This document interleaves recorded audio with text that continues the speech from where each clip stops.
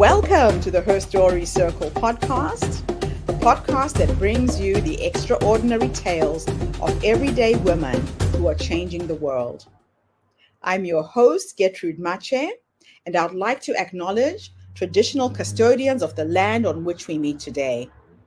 I also like to pay my respects to elders, past, present, and emerging. Every week, we dive into the lives, challenges, and triumphs of women from all four corners of the globe. We're here to inspire, enlighten, and connect, sharing stories that uplift and empower. So grab a cup of coffee, settle in, and join us as we explore the incredible journeys of women shaping our future. This is Her Story, where every woman's voice matters. Hello, everybody, and welcome back to the Her Story Circle. This is Gertrude Mache here in beautiful Melbourne, Australia. And today I am blessed with the presence of yet another fascinating woman. Welcome, welcome, welcome to our tribe. Please tell everybody your full name, where you're based, and share your story with us today.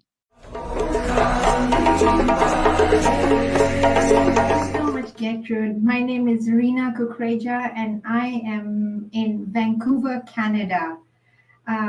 So a little bit about my story. I grew up in different countries. First, we started in Kenya. My first primary school was in Kenya. And then my father used to be a physics teacher, school teacher. So then we moved to Botswana at the age of 12, where majority of my life was there.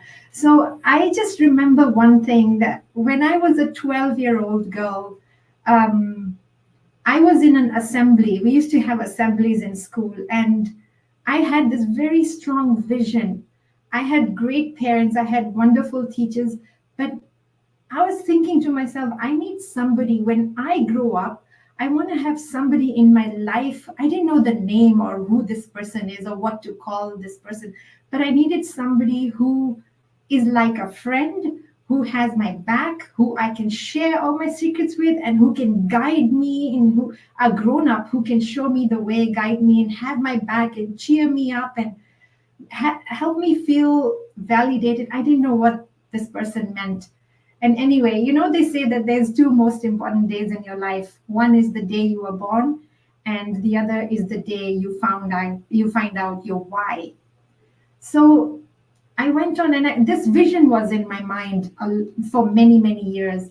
I went into university. I was at the University of Botswana, and I went to do my master's in microbiology. I had no idea why I'm doing it. Everybody was doing it, so I just followed the crowd and did it.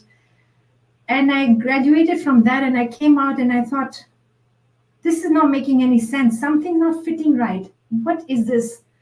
I went back to university and I did my PGDE, and I thought, okay, it must be that I need to be a teacher. I went back and I came and I became a high school teacher. And I was teaching high school kids. And I thought I found out my why. I was like, this is it. But it was still not, I was not in alignment. And it wasn't until 10 years ago that my first daughter was born, that I finally understood what this why is. I began to look at children in a different way. I started looking at them, that I saw that children need us to believe in them. They need us to help them understand who they are. They need us to love them unconditionally, to be there for them, to be their cheerleader, and they just need our presence. And if you are in the midst of raising children, you know this, that children give us as many opportunities in growth and development in ourselves more than what we give them. And even though they need our guidance in navigating a complex world, but it's these children who teach us. They're actually our teachers, who teach us to be more present, more authentic, and just looking at a flower and smelling it and being delightful, being right here, right now, not worrying about the past and the future. And so I started understanding this whole why started making sense to me. And then I moved to Canada 14 years ago, just before the birth of my first child. And I was still working out my what is this why. When my child was born and she was about 3 years old, I thought, you know what? I think I need to change the age. I'm teaching high school. I need to understand how to teach the little ones. So I went back to college and I did my early childhood education and I became an early childhood educator. And this is what I tell kids that this is what I tell people that my very first job was at a preschool where I got paid to play with my own child. So anyway, I became a preschool teacher where my own child was my student, and I loved it. I just loved being surrounded by little innocent beings who just lit me up, who taught me so much. But I still felt like I was in a box. I could not understand what this is. Some examples that I remember is I love, I love allowing children to take, measurable risks like climbing up a tree or doing risky things which actually help them grow. But I was always stopped. No, you do not allow a child to climb a tree. School is liable. It's not like there was rules that I understand where they came from, but it just did not fit. And then came, life's up and downs, and I was married for 15 years, and I had my divorce at around the same time. Um, and then I was going through a lot of dark period in my life, as we all know that we go through all this for a reason. It's every moment is a teacher.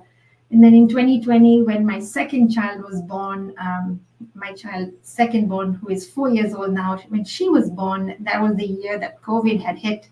I was in my rock bottom, and giving birth to a second child and a single mom was quite a difficult period. But that's the time that I got so much insight from so many different personal development programs like Mind Valley, Quantum Mind Academy, Dr. Joe Dispenza. They all came to me around the same time, and I got to understand, what am I here for? I finally understood. I started remembering myself when I was 12 years old, and I thought, that's who I want to be. I want to be a children's life coach. That's who they're called.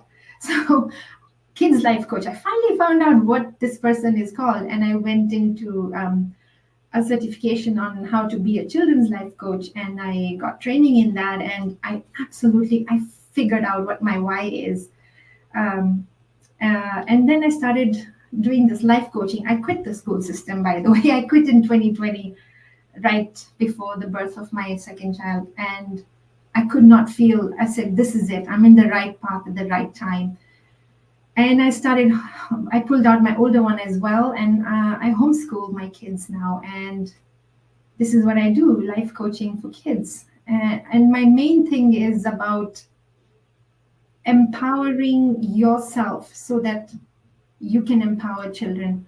And my main message that I'm so strongly passionate about is that empowering children begins with the words that we use, because the words that we use to speak to our children is what is going to shape them for the rest of their minds. For example, if your words must be uplifting and guidance oriented.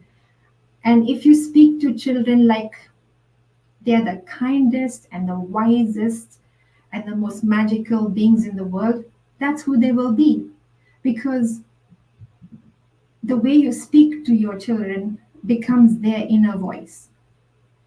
And when I'm talking to kids, we talk about the mind, okay?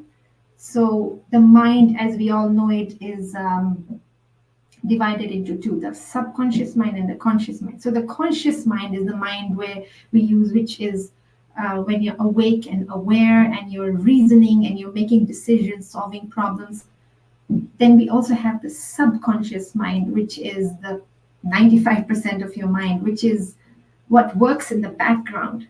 And it stores all the information that has been brought into children. So this age 0 to 7 years old, this is the time where that subconscious mind is being programmed, because this is the time where kids 0 to 7 is a time when they are not, their analytical mind is doesn't work. So whatever you tell them at this age, they completely believe in it and they accept it and they take it as the truth no matter what you tell them.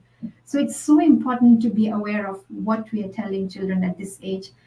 And this becomes the what they will be. It's going to lay the foundation of what they will be when they are adults.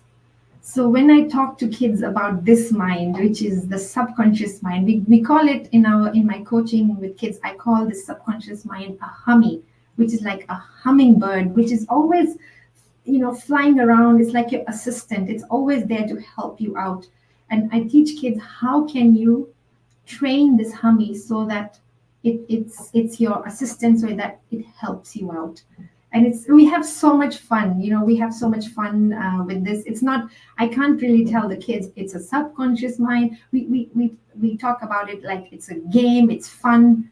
And this is what I do, and I just love it. I've seen a huge improvements in the kids when they understand the power of this mind. Absolutely fascinating story. Wow. It sounds to me like you've come a very long way and you embarked on a transformative journey through the various personal development programs that Mhm. you took part in 2021. So, how did these programs, including those with Joe Dispenza and Mind Valley, Mhm. influence your approach to coaching and personal growth? Right. As you know, Gertrude, in Africa, we have this term Ubuntu, right? So this is something when I was growing up in Botswana, it's something that I saw firsthand. I used to be a volunteer in the Art of Living Foundation, and we used to go into the village. I think it was called Mahalape. We went into this village, and I actually saw this Ubuntu like firsthand. So in Africa, in the traditional tribes, when a child has done something wrong, they are not blamed and shamed and punished and made to feel bad. What happens is that the child is placed in the middle, and there's people surrounding, like in a circle all around. I saw this firsthand. And instead of telling the child what they've done wrong, the child was told all the things that they have actually done very good, the how they have been kind, how they have been helpful. And then the child is made to understand that the behavior is not the identity, that when you've done something bad, that doesn't mean you are bad, that just means you have made a mistake and we move on. And I saw this firsthand and I was amazed by it. And this is something that I don't see a lot in the West in the school system. So another thing is, when we were in that village, there was a foreigner who wanted to engage with the kids. So he brought a bowl of fruit and he put it near the tree. And he told the children, we're going to stand in this line, and everyone, when I say go, you're all going to run and grab and the person who gets to the fruit basket first gets to keep all the fruits, and they were very exotic fruits.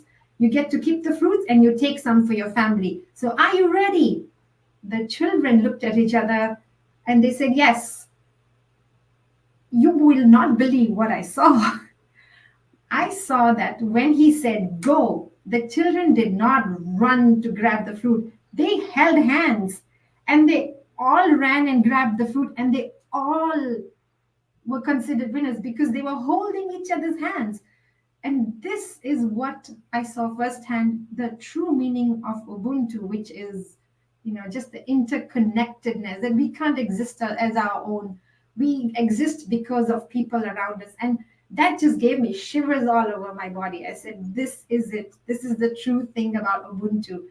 And all these things, I had grown up with them, but they were placed somewhere at the back of my subconscious mind. And when I started doing all these personal development programs, it started coming back. I'm like, yes, that makes sense. It was like a puzzle. This fitted here. That makes sense. So I found out my true why, my purpose of what I need to do here. And many people ask me, they say, your kids are 10 and 4. You're homeschooling them as a single mom? Are you sure you know what you're doing? And I just say, you know what? In the West, especially, we give so much emphasis in left brain learning, which is the cognitive side of learning, and not give so much importance to the right brain. Kindergarten in German, Kinder means kids, children, and Garten means garden. So originally it's supposed to mean that you are a garden of children where you play together, where you build towers and break them, and you run around in clay and mud and you dirty yourselves. And that's what was happening in my childhood, which started coming back. But it's not about letters and numbers and counting and ABCs. No, it's about playing. And when you are doing this free play, our imaginary play, then things come like conflict resolution starts coming. How do you deal with frustration? These are the lessons that are learned when they're allowed to do free play. So I don't really care about if my daughters don't know all the capital cities of the world and the population.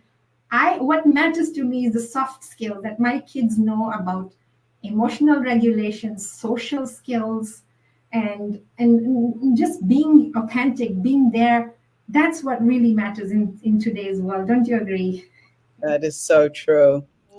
You also talk about breaking generational beliefs that women should prioritize other people's needs over their own.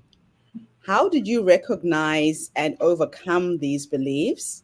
And what impact has it had on your life and your coaching practice?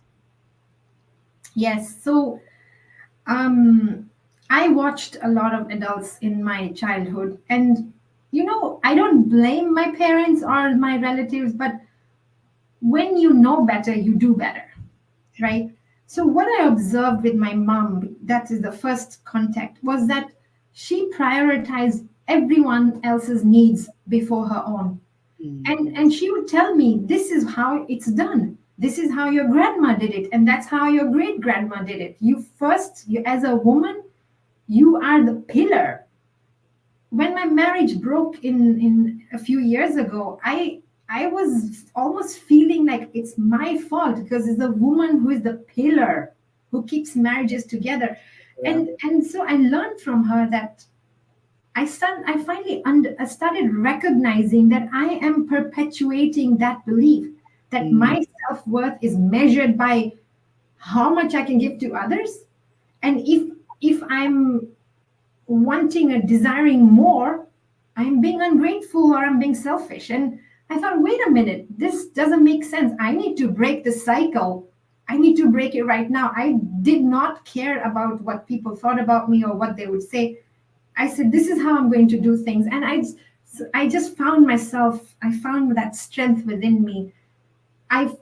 When you're in alignment with your heart, then you Yeah. get this intuitive guidance that comes from within. When you just go deep within your heart, that intuitive guidance came and said, no, prioritizing your needs comes first. If you want to be a better mother, you better be good to yourself. If you Yes. want to be a better friend, take care of your needs. You want to be a better teacher. First, love yourself. First, know what is it that I need first so I can give. You can't serve from an empty cup. So I Yeah. started filling up my cup and that's how I became so much better than a better teacher, a better friend, a better parent, a better everything because I started taking care of my own needs. I just broke down. I said, this is the generational patterns that I need to cut right now. This is not how I want my kids to grow up thinking others are more important than me. That is just absolutely awesome.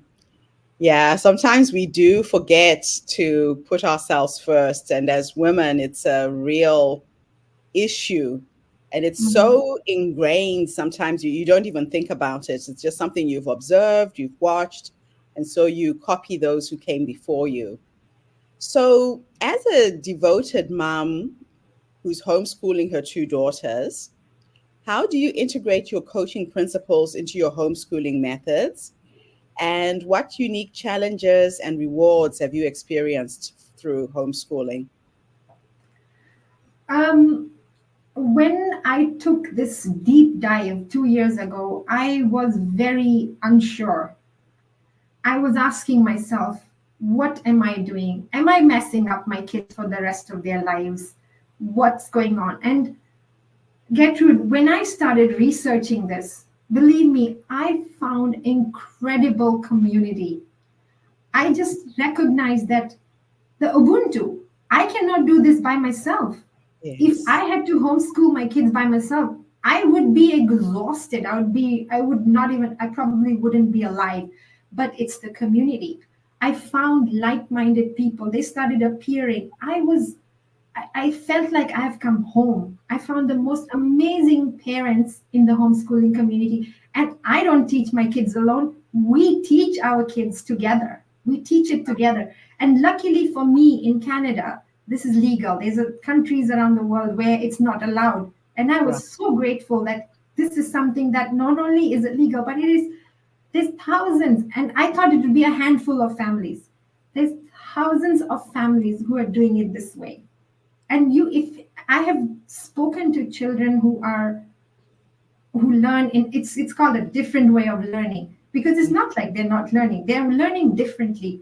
When you're Yes. learning in nature, the mud will wash off, but the lessons is for the lifetime. Let Mm. nature be your teacher. I want to bring up children who can recognize plants and animals more than they can recognize brands and celebrities.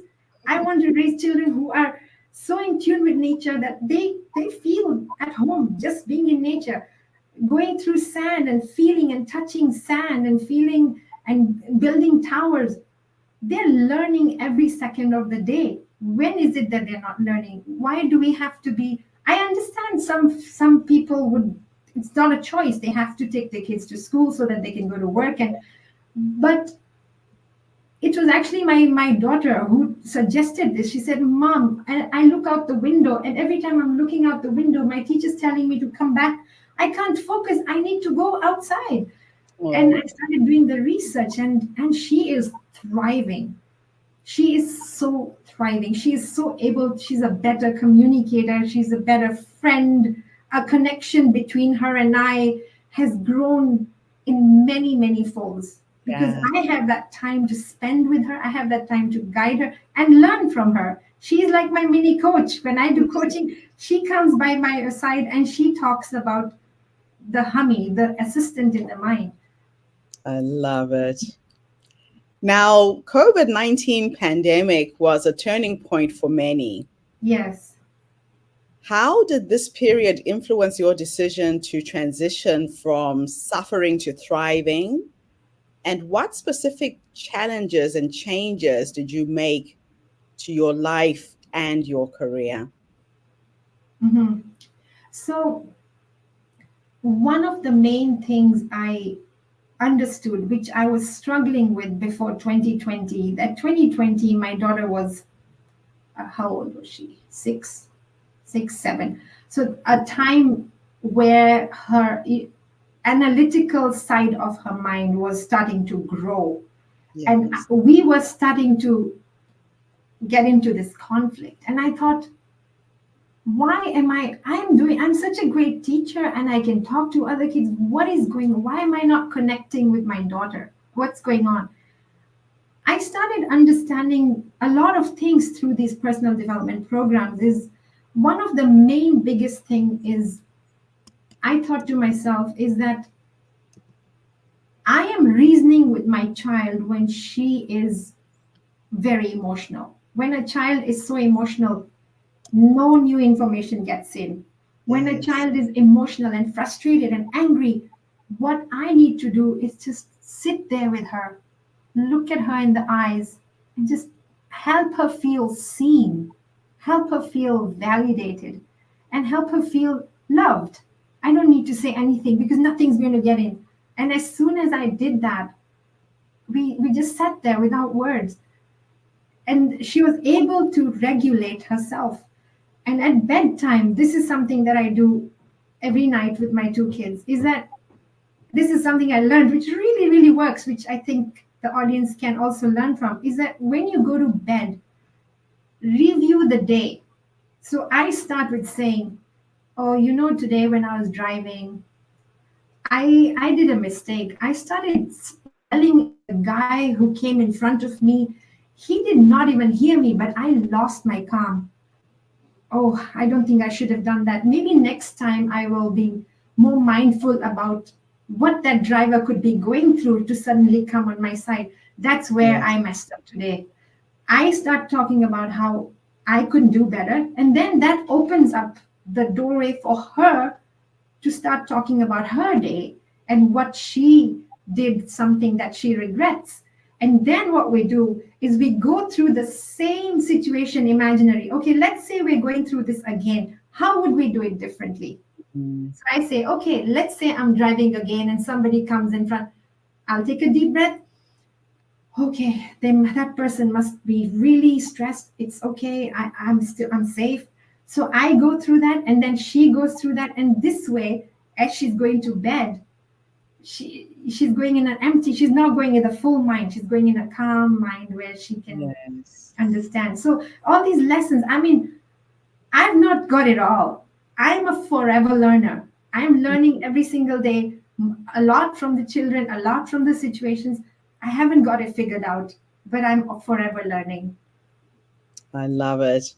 And I think that's what we all should be, constantly evolving, Yes. learning from situations as they arise, Hmm. because nobody's perfect. Nobody's perfect. And it sounds to me like COVID ended up being a real A learning blessing. point for you. Yes, Yes. that's just incredible. You came out of COVID and you started empowering children. Hmm. How do you help children build confidence, resilience, and a lifelong love for learning through your coaching? And Hmm. can you share a success story of a child who has benefited significantly from your guidance? Sure. Yes. So the way we look at it is like it's a game, it's fun, it's play, nothing is serious. But at the same time, the learnings in them are so deep and profound. So when I talk to kids about the subconscious mind, I tell them this there's three stories. I'll share one of the stories. I tell them, imagine there's a person who wants to start a shoe factory in a village in South Africa, and this man brings two people, person A and person B, and he tells them both to go to this village and assess the opportunities to develop a shoe factory. Now this is a village which people do not wear shoes. People go bare feet and they wear skins and plants and everything.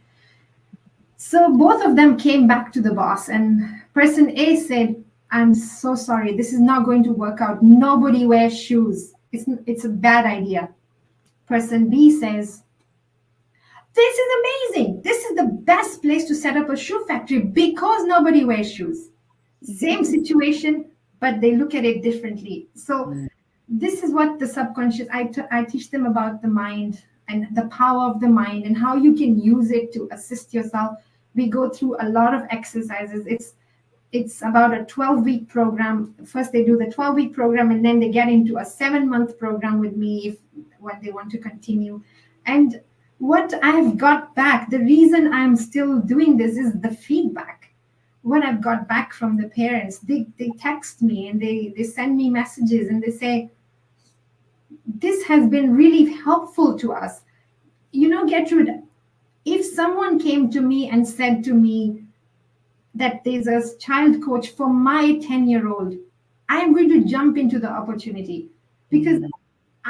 I cannot raise my kid alone. I need the whole village. So I would allow my child, of course, I would know who this person is, what the person does, but I would be open to having this children's coach my child. Often children listen to others way more Sarah, than their own parents. So the feedback that I've gotten is what keeps me going, and they're ever so grateful, ever so thankful for the changes that they have and the connection they have between their kids. I love it. It's wonderful when you get that feedback from Yes. people that you're serving. So Mhm. you are passionate about public speaking and collaborating with like-minded individuals. Yes. How has this passion influenced your work? And what are some memorable speaking engagements or collaborations that you've participated in? Yes. So this is something new that I'm exploring since this year. I am looking into public speaking. I want to speak out in front of large audiences. And when I say I have a big dream about going on a TED talk, a few years ago I would have thought I'm crazy, but right now I see this huge word in front of me which says possibility. It's possible. So the first step I have gotten through is the openness to this is possible. And then Mm. I'm going to look into what are the next steps to do to get into that stage. And to so what I'm doing, I'm basically speaking in with people. It's not big stages. It could be at a school, or it could be at the Toastmasters where I go sometimes to, or it could be my homeschooling community where I want to just speak because I'm so passionate about children and the way we speak to them. Um, I want to share one story. It's really hilarious, if I can, about my 4-year-old. When she was 2.5, almost 3, when she was almost 3, she started speaking from a very young age. So 2.5-year-old, I'm getting into Costco, and she's on the cart. She's sitting there and she's waving at people. You know how kids are. Everyone is their friend. The whole world is their own world. So this elderly couple comes back and comes near her, and they stop and they exchange words. Hi, how old are you? What's your name? And then they asked this question that I'm like, oh no. Do you know what they asked her? They said, But so what do you want to be when you grow up? So this is what my 3-year-old said. I know what I want to be. I want to be a unicorn. And they said, what? No, you have choices. You can be a doctor, you can be a teacher, you can be a dentist, you can be an artist. And they started going on. She stopped them. No, you choose. I can be a unicorn or I can be a witch. And their jaw dropped. They're like, what? You oh, cannot be a witch. She's like, yes, I can. My mom told me I can be anything I want to, so I am going to choose. You choose, unicorn or witch. They went back and forth, and they gave up. They could not. They gave up, and they gave me looks like I'm doing something wrong, but I just laughed. I could not stop laughing. But it this is sounds the like a feisty little thing. power of, where children are made to understand that they have the power within them. They can be who they want to be. You don't have to be a doctor when you grow up. And it's so limiting to ask a child, what do you want to be when you grow up? Right? That So, is so interesting. yeah.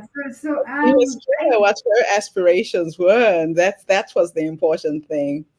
yes, So now yes. let's finish off with you going back to your past, to that younger woman Hmm. who was bringing up her little girls, going through a divorce, getting your life settled. If you could go back and give her 3 nuggets of wisdom based on what life has taught you up until this point, Mhm. what 3 nuggets of wisdom can you share? I would tell her one word which has 3 letters. And I actually want to tattoo that on my arm. And that one word with 3 letters is fly. FLY, which stands for first love yourself. It's okay to take a break. It's okay to serve cereal for dinner. It's okay. It's okay to take a break and not do anything and just sip a cup of tea by the window. It's okay. Love yourself first. I wish someone had told me that when I was a new mom, that it's okay to love yourself first and set that boundary. And when somebody calls you and say, we have this going on, just say one word if you can't do it. No. No is a complete sentence. It's okay. So I would really give that nugget is just fly. First love yourself.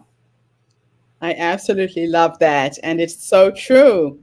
We aren't taught to love ourselves at all. Well, thank you so much for coming online and sharing your wisdom with our community today. And thank you to everybody who's tuned in. I have got the website at the bottom of the screen. If you want to reach out, get some advice about your children, this is what this show is about. The Her Story Circle is a social impact movement. We bring you the stories and voices of people from all over the world to uplift you, energize you, inspire you, but most importantly, empower you with the knowledge and the skills to move you from where you are now to where you want to go. So tune in again tomorrow when I interview yet another amazing guest. In the meantime, have a fantastic day, morning, or evening, wherever you are in the world. Thank you for this beautiful interview. Bye for Thank now, you. everyone. Bye. Thank you for tuning into the Her Story Circle podcast. I hope today's story has inspired you to believe in the power of our stories and the difference you can make in the world when you use your voice. I'm Gertrude Mache, and it's been an honor to share this space with you, where voices from all walks of life come together to weave a rich tapestry of diverse perspectives. Don't forget to subscribe, rate, and review our podcast to help us share these stories with more listeners. Follow us on social media by looking for the Her Story Circle podcast for more updates. And join us tomorrow for another episode filled with courage, resilience, and empowerment. Remember, your story matters, and together we're building a stronger, more inclusive world. Until next time, keep making